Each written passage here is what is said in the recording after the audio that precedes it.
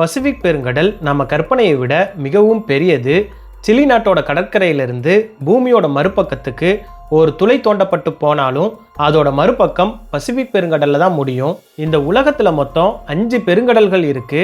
அதுல மிகவும் பெரியது பசிபிக் பெருங்கடல் தான். இது சுமார் 125 மில்லியன் சதுர கிலோமீட்டர் பரப்பளவுல விரிஞ்சிருக்கு. இதுல ஆச்சரியப்பட வைக்கிற விஷயம் என்னன்னா, பூமியில இருக்க மொத்த நிலப்பரப்பு வெறும் 148 மில்லியன் சதுர கிலோமீட்டர் மட்டும்தான். அதாவது மற்ற 4 பெருங்கடலையும் தவிர பசிபிக் பெருங்கடலை மட்டும் எடுத்தாவே அது உலகத்தில் இருக்க அனைத்து மலைகள், பாலைவனங்கள், காடுகள் மற்றும் தீவுகள் இப்படி எல்லாத்தையும் சேர்த்த நிலப்பரப்பை விடவும் பெருசா இருக்கும். இந்த மாபெரும் பெருங்கடல்ல சில சிறிய தீவுகள் மட்டும்தான் இருக்கு.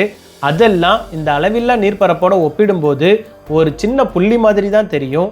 அதுலேயும் பெரும்பாலான தீவுகளில் மனிதர்கள் இதுவரைக்கும் காலடி வச்சதே இல்லை.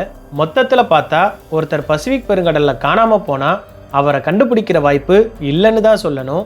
ஆனால் இன்னைக்கு நாம் பசிபிக் பெருங்கடலில் காணாமல் போன ஒரு மனிதரோட உண்மை கதையை தான் பார்க்க போகிறோம். அவர் வெறும் 10 இல்லைனா 15 நாட்கள் இல்லை, மொத்தம் 438 நாட்கள் கடலில் தனியாக உயிர் பிழைச்சிருக்காரு. அது மட்டும் இல்லாமல் அவர் தற்செயலாக ஒரு உலக சாதனையை கூட உருவாக்குனாரு.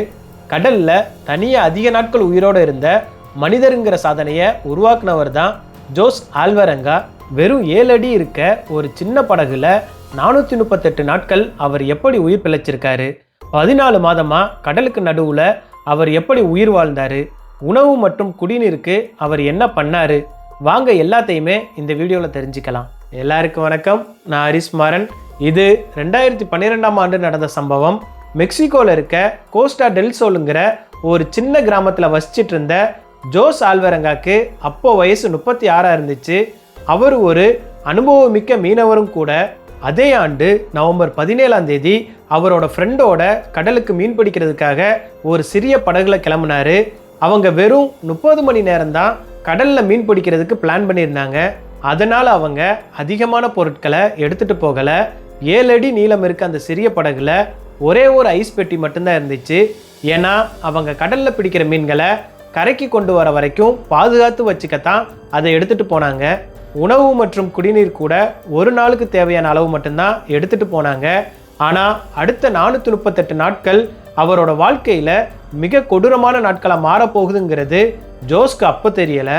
அவங்க 2 பேரும் மெக்சிகோ கடற்கரையிலேருந்து சுமார் 120 கிலோமீட்டர் தூரத்துக்கு போனதுக்கப்புறம் கடலில் வலையை வீசினாங்க. அப்போ திடீர்னு ஒரு பயங்கரமான கடல் புயல் உருவானுச்சு. இங்கே இருந்தால் புயலில் சிக்கிடுவோன்னு அவங்க வலையை கடல்லையே விட்டுட்டு கரையை நோக்கி திரும்பினாங்க. சுமார் 6 மணி நேரம் தொடர்ந்து படகை இயக்குனதுக்கப்புறம் காலை 7 மணி அளவில் கரையிலிருந்து வெறும் 20 கிலோமீட்டர் தூரத்தில் இருந்தாங்க. அவங்களோட கிராமம் தூரத்தில் சின்னதாக அவங்க கண்களுக்கு தெரிஞ்சது. ஆனால் புயல் இன்னும் அவங்க பின்னாடி தான் கரையை நோக்கி வந்துட்டு இருந்துச்சு. அந்த நேரத்தில் அவங்களுக்கு அதிர்ஷ்டம் கூட கை கொடுக்கல. கரையிலிருந்து வெறும் 20 கிலோமீட்டர் தூரத்தில் இருந்தப்போ படகோட இன்ஜின் திடீர்னு ரிப்பேர் ஆயிடுச்சு. அவங்க கிட்ட துடுப்புகள் கூட இல்லை. படகோட திசையை கட்டுப்படுத்துகிற அமைப்பும் செயலிழந்துருச்சு. அப்போது அவங்க கிட்ட ஒரு ரேடியோ இருந்துச்சு. அந்த ரேடியோ மூலமாக அவங்க ஓனருக்கு அவங்களோட லொக்கேஷனை ஷேர் பண்ணிவிட்டு உதவிக்காக காத்துட்டு இருந்தாங்க. ஆனால் அதுக்கப்புறம் தான் எந்த மீனவரும் கனவுல கூட நினைக்க விரும்பாத ஒன்று நடந்துச்சு. ஓனர்கிட்ட இருந்து பதில் வரும்னு எதிர்பார்த்துட்டு இருந்தப்போ ரேடியோவோட பேட்டரியும் காலி ஆயிடுச்சு. இதனால் அவங்களுக்கு வெளி உலகத்தோட தொடர்பு முற்றிலும் துண்டிக்கப்பட்டுருச்சு. இந்த அதிர்ச்சியிலிருந்து அவங்க மீள்றதுக்கு முன்னாடியே பலத்த காற்று அவங்களோட படகை மறுபடியும் கடலோட ஆழத்துக்கே தள்ள தொடங்குனுச்சு. கண்ணுக்கு முன்னாடி தெரிஞ்ச கரையும் மெதுவாக மறைய தொடங்குனுச்சு. கடலுக்கு போனவங்க திரும்பி வராதனால அவங்களோட ஓனர் தேடுதல் குழு அமைச்சு பல இடங்களில் தேட ஆரம்பித்தாங்க. ஆனால் அது அவங்களுக்கு பலனளிக்கலை. நாட்கள் கடந்துட்டே போனதுனால ஜோஸும் அவரோட நண்பரும் உயிர் பிழைப்பானுங்கிற நம்பிக்கை குறைஞ்சிட்டே இருந்துச்சு. இப்படியே 5 நாட்கள் கடந்துருச்சு. பலத்த காற்று அவங்களோட படகை சுமார் 450 கிலோமீட்டர் தூரம் வரைக்கும் தள்ளி கொண்டு போயிருச்சு. அவங்க எந்த சைடு பார்த்தாலும் சுற்றி கடல் மட்டும்தான் தெரிஞ்சது. அவங்களோட சிறிய படகை தூரத்துலேருந்து யாராலையும் எளிதில் கவனிக்க முடியாதுன்னு அவங்களுக்கு தெரியும். அவங்க கிட்ட எமர்ஜென்சி சிக்னல் அனுப்புகிற மாதிரி எந்த ஒரு சாதனமும் இல்லை. தீ மூட்டி புகை மூலமாக உதவியும் கேட்க முடியாது. உயிர் பிழைக்கிறதுக்கான வாய்ப்பு 1% குறைவாக இருக்கதா அவங்க உணர்ந்தாங்க. அவங்க எடுத்துகிட்டு போன உணவு மற்றும் குடிநீர் ஏற்கனவே காலியாக இருந்துச்சு. படகுல வந்து உட்கார்ற பறவைகளை அவங்க கையால் பிடிச்சு அதை சாப்பிட தொடங்கினாங்க. அதே மாதிரி படகை சுற்றி நீந்துற மீன்களை பிடிச்சு அதையும் பச்சையாகவே சாப்பிட்டாங்க. கடல் நீரை குடித்தா சீக்கிரம் செத்துருவோன்னு அவங்களுக்கு தெரியும். அதனால் மழை பெய்யும் போது கடலில் மிதந்து வந்த பிளாஸ்டிக் பாட்டிலில் மழை நீரை பிடிச்சு அதை குடித்தாங்க. பல நாட்கள் மழை பெய்யாத நேரங்களில் பிடிச்ச மீன்களோட ரத்தத்தையும் ஆமைகளோட ரத்தத்தையும் குடித்து தாகத்தை தணிச்சாங்க. நாட்கள் மாதங்களாக மாறுனுச்சு.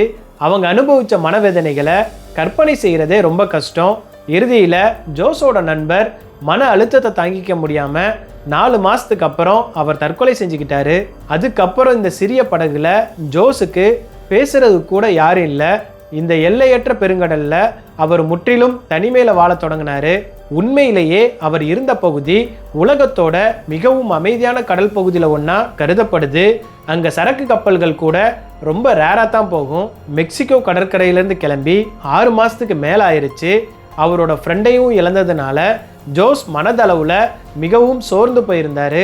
இப்படியே போயிட்டுருக்க ஒரு நாள் தூரத்தில் ஒரு சரக்கு கப்பலை ஜோஸ் பார்த்தாரு. கடந்த 6 மாதத்தில் அவர் பார்த்த முதல் கப்பல் இதுதான். அதை பார்த்ததும் மீண்டும் உயிர் பிழைக்கணுங்கிற நம்பிக்கை அவருக்குள்ளே எழுந்துச்சு. உடனே அவர் கைகளை அசைச்சு சத்தமிட்டு பல வழிகளில் சைகைகளை செஞ்சார். ஆனால் துரதிர்ஷ்டவசமாக கப்பலில் இருந்தவங்களுக்கு அந்த சின்ன படகு தெரியலை. சில நிமிஷத்தில் அந்த கப்பல் தூரமாக போய் மறைஞ்சிருச்சு. அதோட ஜோஸோட நம்பிக்கையும் மறைஞ்சது. கடலுக்கு நடுவில் ஒவ்வொரு நாளும் மரணத்தோட போராடினதுக்கப்புறம் உயிர் பிழைக்க ஒரு வாய்ப்பு கிடைச்சது. அது கூட கவனிக்கப்படாமல் போனதுனால எவ்வளவு வேதனையாக இருக்கும்னு நீங்கள் நினச்சி பாருங்கள். 11 மாதங்கள் கடந்துருச்சு. ஜோஸ் அவரோட சிறிய படகுல சுமார் 8000 கிலோமீட்டர் வரை மிதந்து போயிருக்காரு. அவரோட ட்ரெஸ்லாம் கிழிஞ்சிருச்சு. சூரிய வெப்பத்திலிருந்து அவரை பாதுகாக்க அவர்கிட்ட ஒரே ஒரு உள்ளாடை மட்டும்தான் இருந்துச்சு. இறுதியாக அதிர்ஷ்டம் அவரை தேடி வந்த நாளும் வந்துச்சு. 2014ஆம் ஆண்டு ஜனவரி 30ஆம் தேதி, அதாவது 14 மாதத்துக்கு அப்புறம் ஜோஸ் கடலில் சில தேங்காய்கள் மிதந்து வரதை பார்த்தாரு. அதை பார்த்து அவருக்கு பக்கத்தில் ஏதோ தீவு இருக்கணும்னு அவருக்கு புரிஞ்சது. கொஞ்ச நேரத்திலேயே அவரோட கண்களுக்கு ஒரு தீவும் தென்பட்டுச்சு. இந்த தீவையும் தவற விடக்கூடாதுங்கிற பயத்தில் அவர் கடலில் உடனே குதிச்சு அந்த தீவை நோக்கி நீந்தி போனார். இறுதியில் அந்த தீவையும் அடைஞ்சார்.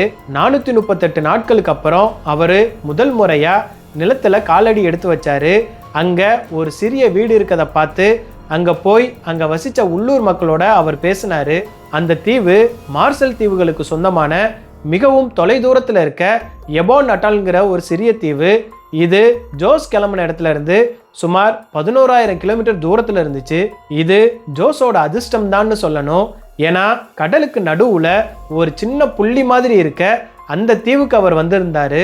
ஒருவேளை இந்த தீவையும் அவர் தவற விட்டிருந்தா அடுத்த நிலப்பரப்பு பிலிப்பைன்ஸ் நாட்டில் தான் இருந்திருக்கும். இது அந்த தீவுல இருந்து சுமார் 5000 கிலோமீட்டர் தூரத்தில் இருந்துச்சு.